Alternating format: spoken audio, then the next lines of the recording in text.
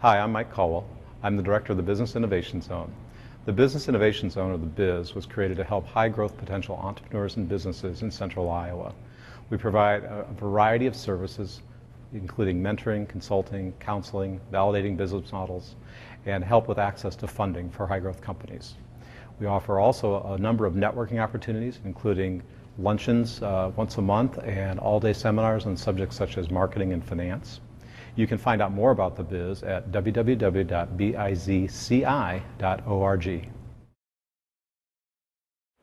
One of the things in terms of going back to Mike and the Norian days, very early on when there were 3 people in the company, we were trying to figure out how we could best interface a PC to this handheld device using radio frequency, which was narrow band, and it was literally a radio frequency that cabbies were on. So we had cabs interfering with the radio frequency within our supermarket, trying to figure out ways that we could block out the cab signal. So we were making midnight runs over to Cedar Rapids with the guy that was tinkering with the RF to make sure that we could function properly. So all in a day's work, which was a lot of nights. So you learn from experiences not to do that if you can help it. So today, you know, one of the things when Mike asked me to speak was to talk about the entrepreneurial community. And when I started, I had hair on my head. It wasn't gray. And my son, who's speaking next week, was about 4. And so there's been a lot of experience over the years. And I'd like to say that the experience over the years really, I wouldn't have traded it. There were a lot of nights that were away from the family. Entrepreneurs know it takes that extra effort and a lot of somewhat sleepless nights sometimes.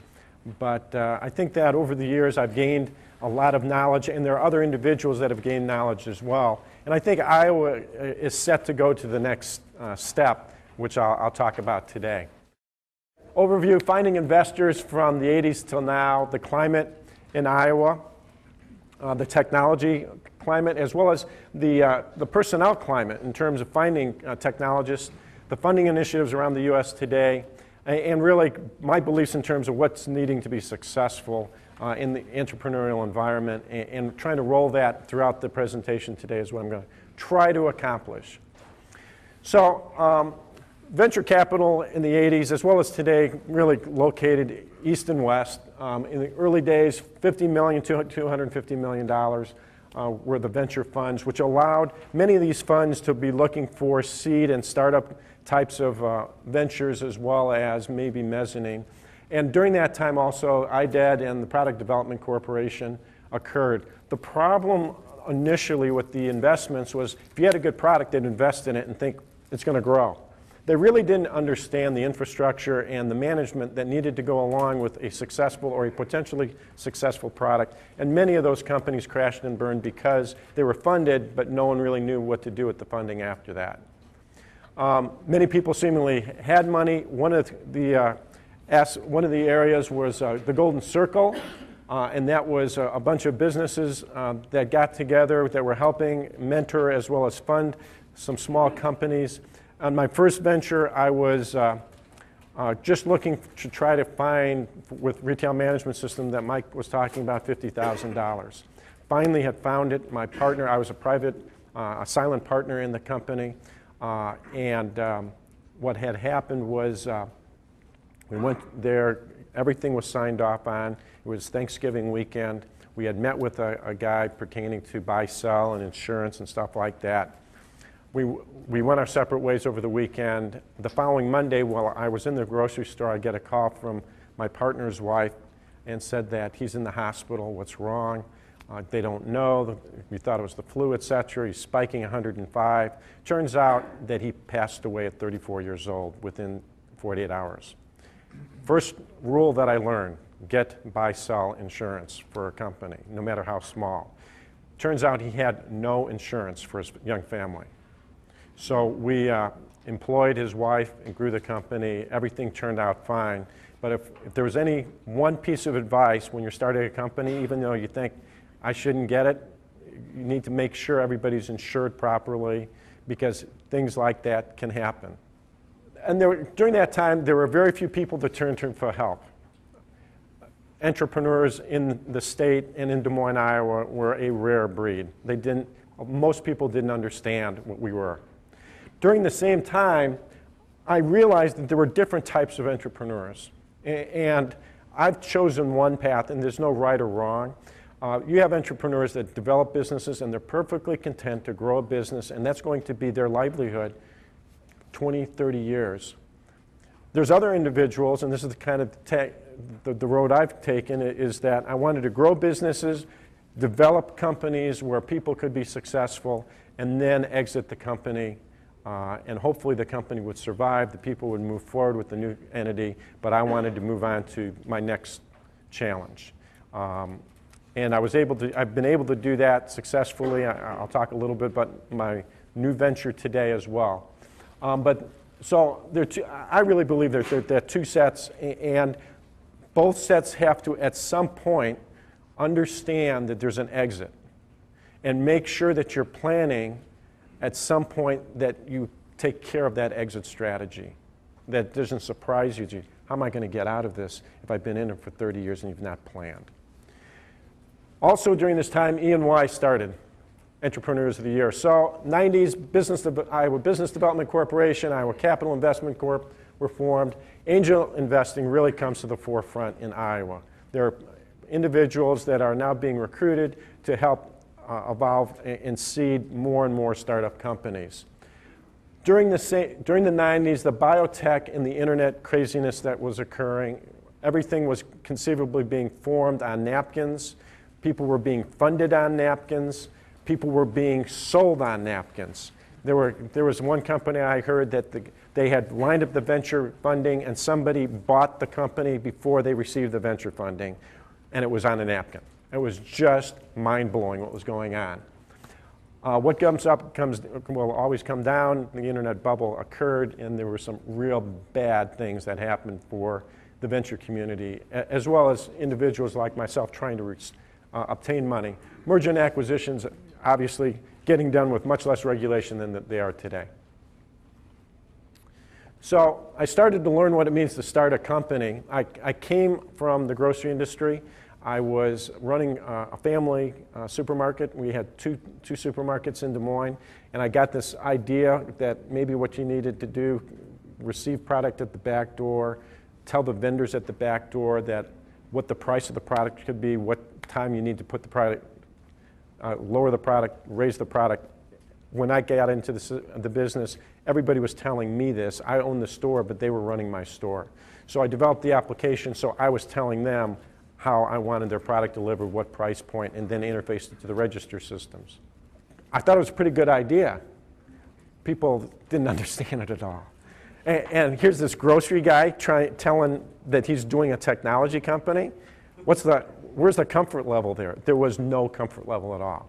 But what was going on was that a lot of the venture people didn't know how they were going to disperse monies. One of the things that they had learned early on was, let's see how this person does. Let's see how the company works. And so a couple venture groups watched me for 6 to 9 months, saw that we were building, saw that we were gaining customers, and then actually, this was after my partner passed away, invested in the company. I pulled myself out of running the supermarkets on a daily basis and then moved into really running the software company in 1988. But very conservative in terms of what was going on. And during the same time, in the early 90s, for those that can remember, hardware at that time, everybody had their own proprietary operating platform.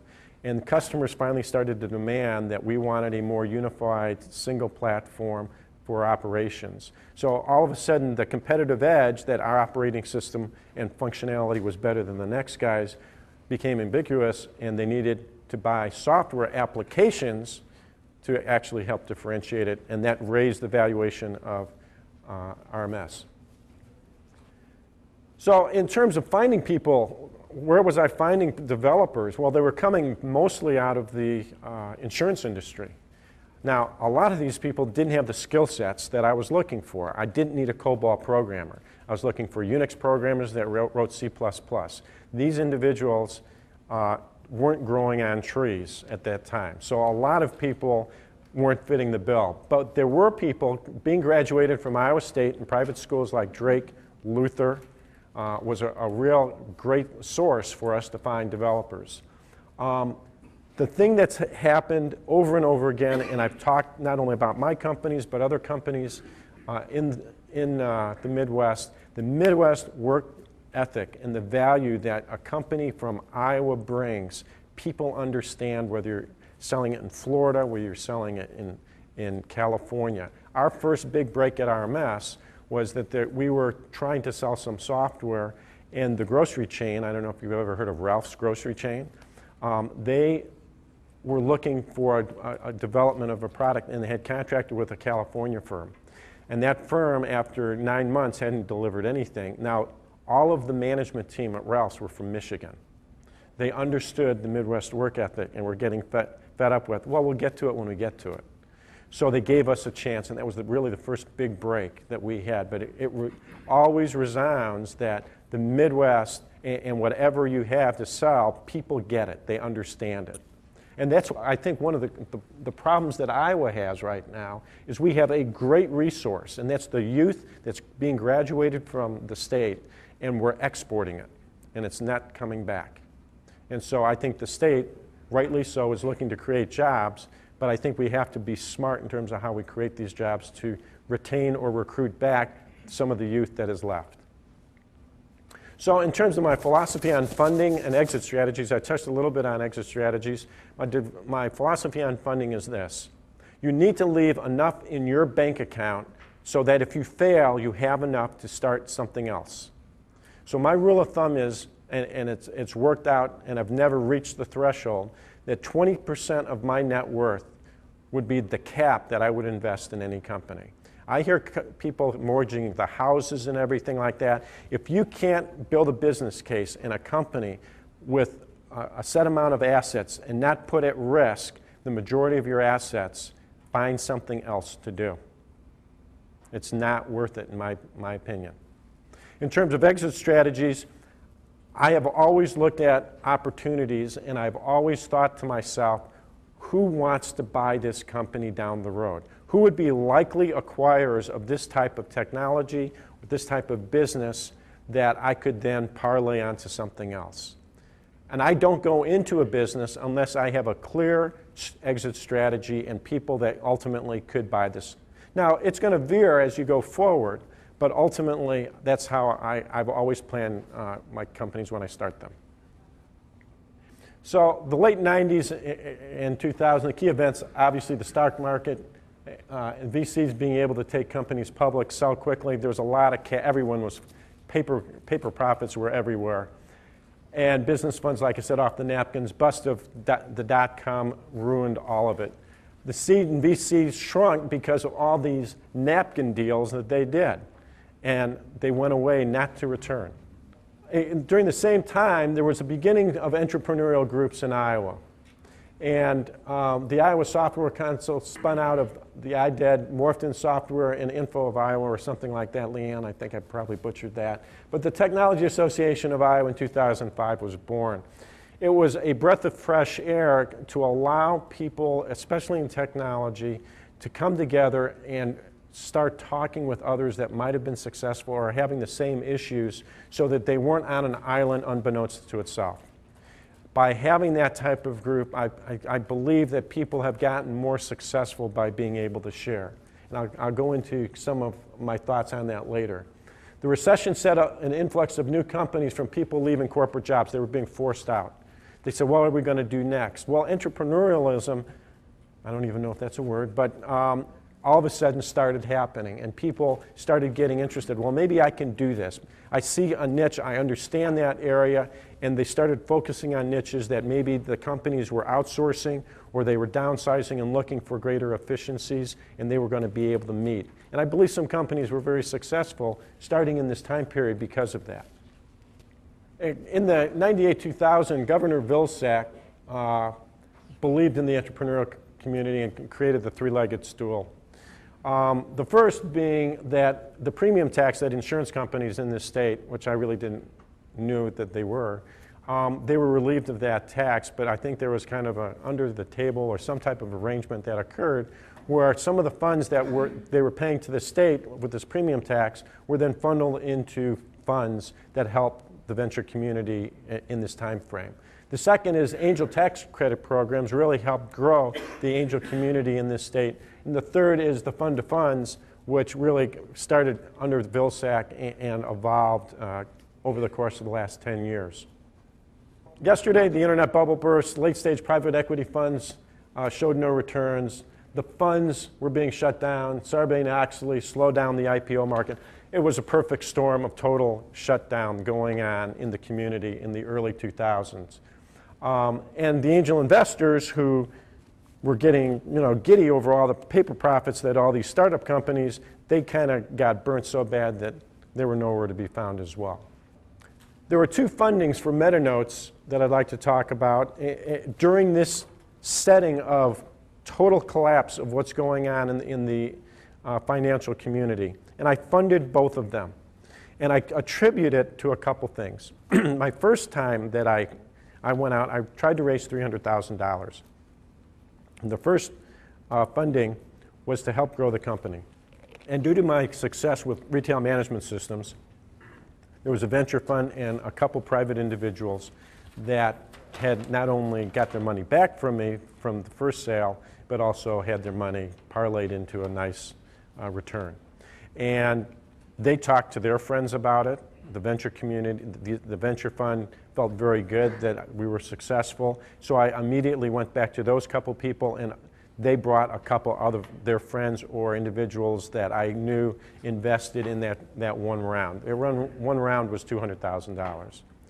The second round, as we continued to grow, the first round was 98, the second round was 2,000, helped me buy out the majority interest of MetaNotes from my former partner. And that was $500,000. And again, I went to the venture group that initially put money in. They felt good, saw the business, it was growing, the plan. The other angels that had initially invested re-upped, and then some friends that I had been talking to, as well as the press.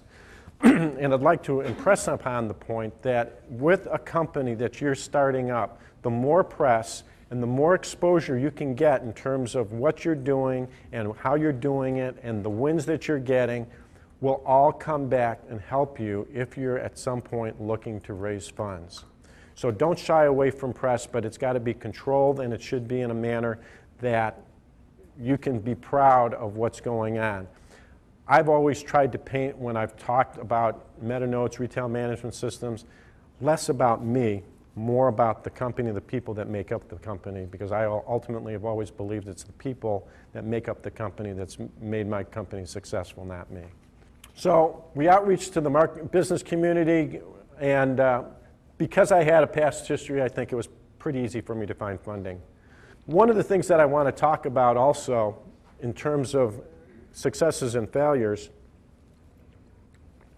MetaNotes in 2000 had a slowdown in sales. We saw the recession in 2001 9 months ahead of what was going on. Now, I raised funds in 2000, bought up my partner in November, but we were having decreased sales.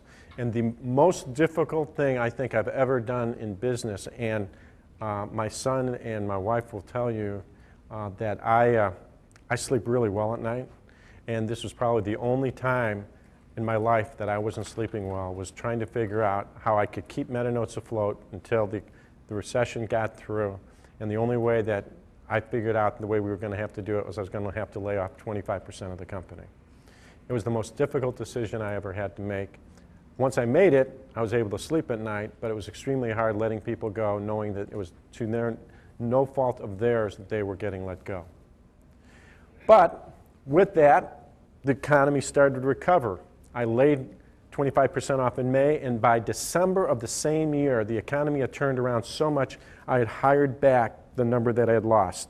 All those people, thank goodness, and I worked very hard to find jobs for them if they needed them. They all found jobs during that time period, so they weren't available to come back to the company, and I don't think that they felt really good about the company, seeing that I laid them off. But Anyway, I would have taken them back because they were all good. So but then it hit another funk when 9/11 hit, but not near what was going on earlier. Merger and other investments dried up as soon as 9/11 hit. The sky was falling. They don't know what was going on. The financial markets were in chaos at that time. However, as this whole picture is being painted, the universities were getting it. More and more developers were available, people in support, people in business that had an entrepreneurial bent. All of that was starting to evolve, and I was finding it was much easier to find people with the skill sets. Now, interestingly, when I advertised for a programmer in 1990, 91, I would get 30 developers applying for the job because there weren't that many entrepreneurial companies looking for the skill sets I was looking for. In 2000, I was getting maybe 5. And sometimes in 2005, 2006, when the economy was really going, I'd had to sometimes wait weeks or months to find the right person. So the good news is that the whole economy improved, that the technology environment in Iowa has certainly expanded, but I also believe that the universities are really geared much more today than ever before in terms of answering the needs of the industry that we're in today. Early 2000, entrepreneurialism becomes more of a practice, not just wild hair technologies. Universities begin to offer classes, more failures have occurred, but because of these failures, I believe successes have been born out of them more so than I think is believed. One of the issues that I believe companies today still make the mistake of, and that is people, when they start a company, have an idea, and that idea mushrooms to be this big. They've got to remain focused. If you are not focused in terms of your business, you ultimately will not be successful. I believe you've got to be very focused. Business climate, MetaNotes, we began after much turmoil. The VC started to knock on our doors again, trying to figure out what's MetaNotes doing. Do you need any money? You know, it's just like a banker. When you don't need money, they're always there for you. And I hope there are no bankers here, but it's the truth. As well as merger and acquisition companies, again, started looking for opportunities that they could go and sell companies with. Interesting story, I entered into agreement with a merger and acquisition company that was maybe shopping MetaNotes just to see if there was opportunity for us to exit. I thought the company, quite honestly, my exit plan was 2002. Well, the .com really put that behind. We were on a great growth strategy. I really felt that we were ready to be prime candidate to be, and then 9/11, and that pushed everything back. Merger and acquisition, we found a company that really knew our market segment, and I would highly recommend, if you're looking at somebody to resell your business or find candidates for you, find merger and acquisition companies that specialize in the business that you're in. They're out there. Don't get to just a generalist house. And with that, going back to the aspect of talking about and being in press and getting involved, I highly recommend you always get involved in the industry that your business is. Get on boards, go to conferences, get known. Because if you become known as an authority or as a leader in that, that helps you in terms of, as well as your company. You get to know what the competition's doing and what's going on and what's bleeding edge and what's being accepted in your industry, as well as people start looking at, well, maybe that company and that person really understands and he's somebody that we should go look at. So I would highly recommend get as involved as you possibly can. And that's what I did with the Electronic Health Record Vendors Association. It was formed in 2004. I became chairman of that association in 2006 for 2 years. The visibility and the management of the company as leaders help in getting companies sold. I always have constantly evaluated options and exit strategies. I'll give you an example of how things dynamically changed. MetaNotes had working relationships with 3 of the largest electronic health record companies in the country. They were hospital software companies. And I thought that one of the 3 in the next 2 years, we're going to buy MetaNotes. Pretty simple planning. Got it all arranged. Except one of the companies bought one of the other 2 companies. So now there was a merger, so now it's down to 2 companies. Well, one of the other companies decided that they were going to buy a different electronic health record company, even though I had been interfaced to all of their clients with an accounting software. They went outside of it for some unbeknownst reason. So now it's down to 1 company, and that company decided to build their own. So out of 3, I was totally back to ground zero in 2007. So I decided, I went and looked at what was going on in the system, and one of the things that we prided ourselves on was we were interfaced to a lot of different accounting systems, and we used the best of breed type of approach. Let the consumer choose the best accounting system, the best electronic health record, and we would merge all that information. Suites all of a sudden became the hot topic. We only wanted to buy from 1 customer. So what did I do? I went out and I bought a company that had an accounting system so that we could develop a suite so that we had the accounting software as well as the electronic health record. Now, I went out and raised in that time period to buy this other company $4.4 million. And I did it with a PowerPoint presentation. There was no financials, there was nothing. It was 2 venture firms, and this is a great story. I had the worst handwriting in the world, but I do type my notes. And about 10 years prior to this venture firm giving me money, the guy's across, and he's writing the check. He says, you know, I remember you 10 years ago. I said, okay, that's great, thank you. Why? He says, well, we were in a meeting, and you were typing notes, and I thought that was the rudest thing to be doing in a meeting, is to be typing in front of me. I said, well, you still remembered me, right? And sure enough, that was the case. So I raised $4.4 million, and literally 8 weeks after buying this other company, a company came after us, and 6 months later we were sold. So right place, right time, dumb luck, whatever it is, it worked. But you constantly have to be evaluating what's going on in the marketplace, what your exit strategy is, and tweaking it at all times if that's where you want to be. So 2011, where we're at today, fewer funds. There's transition going on with the angels today. Most of the angels from the 90s or early 2000s are mostly in their 60s now.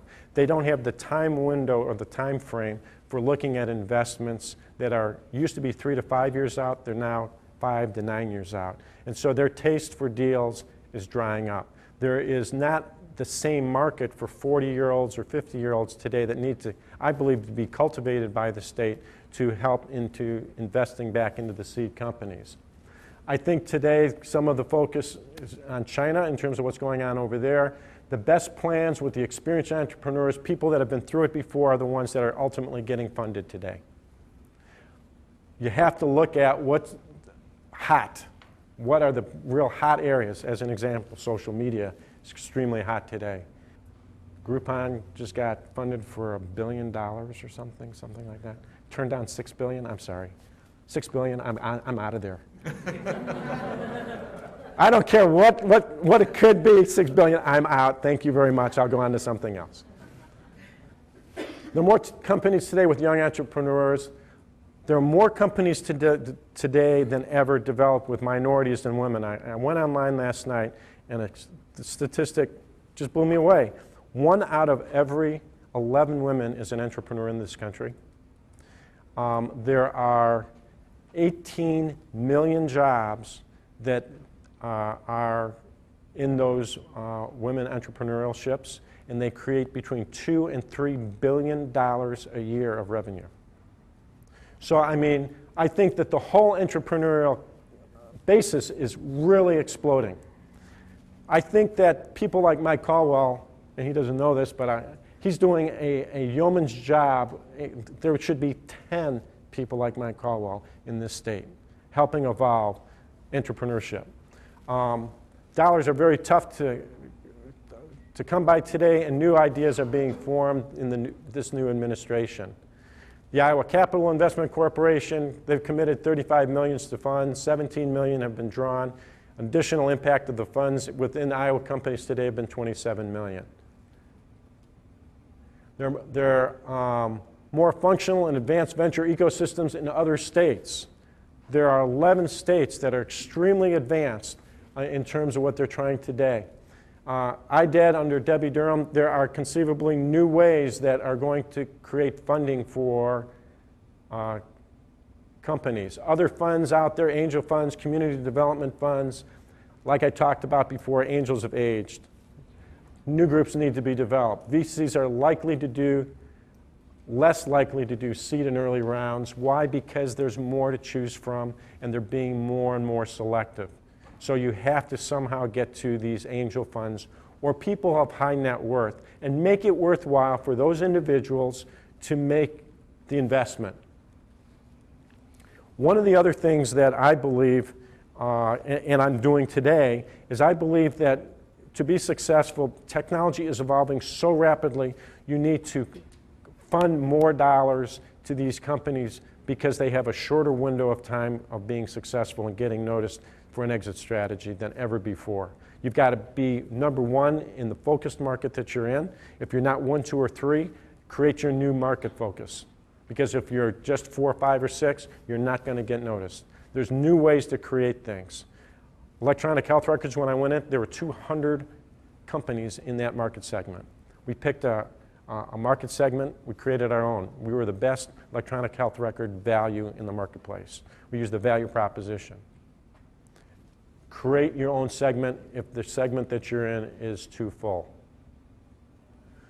So what am I doing today? Well, I spent 9 months having a great time doing nothing. After 2008, I was working for the company that bought us for about 9 months, and then I took time off and played golf a lot, really played more and more golf and enjoyed it. But at some point, you get bored. And so during that time, I was really looking for where's the economy, what's the next big thing, and take a look at not what's going on today, but what's going to be big 5 years from now. What technology today is there, but you can leverage to really be something in this next 5 years. So I focused on hot markets. I figured mobile computing, social media, cloud, SaaS model, all hot markets. And I'm not going to tell you what Buyer Compass does, really, but it involves all that. We focused on opportunities where larger companies are not currently present. So I'm focusing on this, and I don't have Google there today. I don't have eBay there today. I want Google and eBay to buy me. So I'm developing a product, a company around areas that they're going to be and they are interested in. And I'm monitoring daily what they're doing. Because they're going to be up here and they're going to all of a sudden start programming and developing. I want to be right here and say, look, you don't need to do that. I'm here, just buy me. I want to focus and I want to be the first to market, but I want to be first to market, making sure that the product meets what the market demands. So I'm having focus groups, I'm having companies that are social media companies that will consult with me to make sure that I connect right to Facebook, to Yelp, to Foursquare, and other social media concepts. And I want the user interface to be easy enough that people like my mother, who is 80, gets it.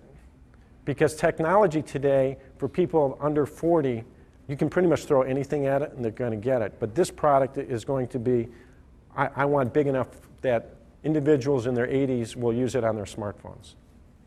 And develop an experienced management team. Because I'm going to go out again and I'm going to raise probably $1.5 million. Now I've got a track record, but I'm going to have the business plan. Now my business plan is not an 80-page document.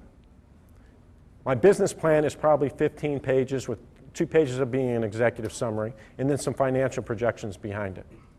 But the individuals that are out there that will understand that type of shortness. Most venture people will never read your document. They'll read your executive summary and that's it. And will bring you in and it's you that they're buying. Your idea and whether you are going to be capable to pull it off. More often than not, you're selling yourself to venture people. Not your company but you. Shorter time frame for success, self-funded to date, and I'm doing that so that I don't give away the majority of the farm. I never have given away more than 51% of the company. I want to control my own destiny. The pilot will be proof of concept for larger players to determine the value of the concept. I've already identified 25 companies that can be exit partners with me, take me out. Funding from past investors, and then I'm going to look for one key new venture person that can help leverage me into the market segment that I'm going into.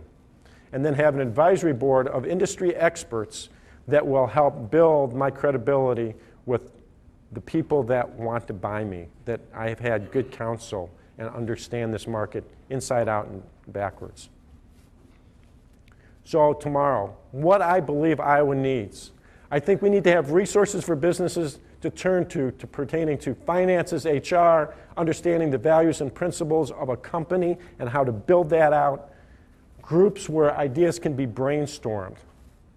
Marketing, sales, benefits, and space to grow. I think are all important. I think there needs to be a collaborative effort, somehow uniting different individuals that have these experience and these types of skill sets that people can go to and ask questions of, and be able to network individuals, whether they have their own companies or people that are retired. But I think that there needs to be a considerable effort made by the state and the private sector of this state to leverage the resources that are in this room and other places.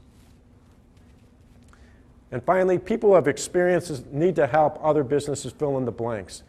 They could be found in incubators, they could be in a collaborative.